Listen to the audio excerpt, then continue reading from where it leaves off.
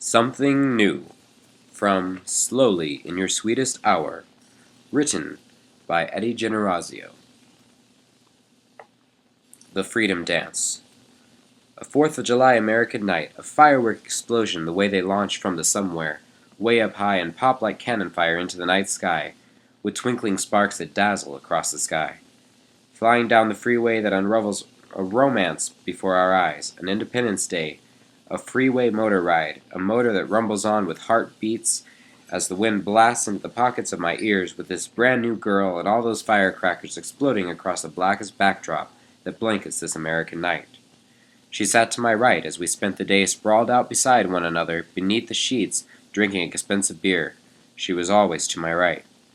Now speeding down the road, a glowing orb growing bigger, approaching quicker. What a swirling Ferris wheel somewhere beyond the bridge with corkscrewing colors that seem to spiral us in and flash. The red, white, and blue, the American wheel of life, liberty, and the pursuit of happiness that guides us towards the sky, to perceive the expanse of our meager lives and lowers us safely, slowly, back down.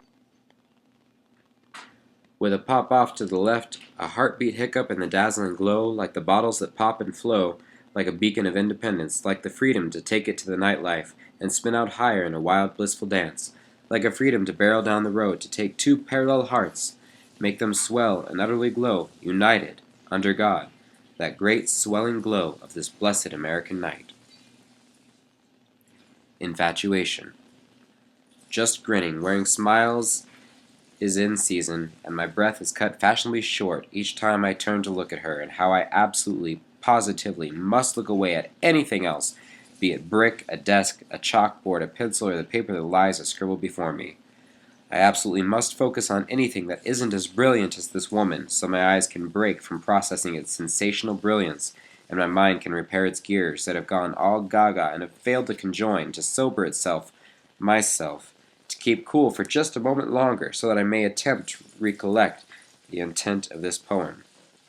To save myself from grinning a mile away from reality, to focus in the space where I actually sit, relatively calm and collected in the real world, while my mind takes the nearest path and trails way off so far that she could drop a map from each corner of my lip to the other as a sort of jovial cartography, just so fucking happy to be there beside her, just so pleased to travel along some smiling miles with her, led by the two brilliant orbs that sparkle opalescent from the stellar radiance of her face.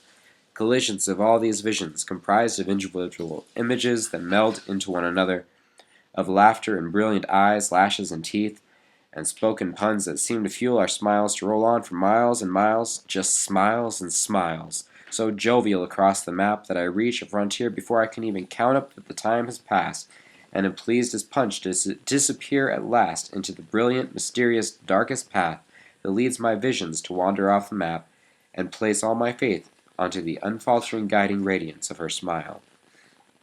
Consciousness dashes away and into the void of darkness and mystery, no longer traceable across the face of a map, and space becomes a state of mind, just an endless conversation between chemicals in the brain that fire off each time I look her way.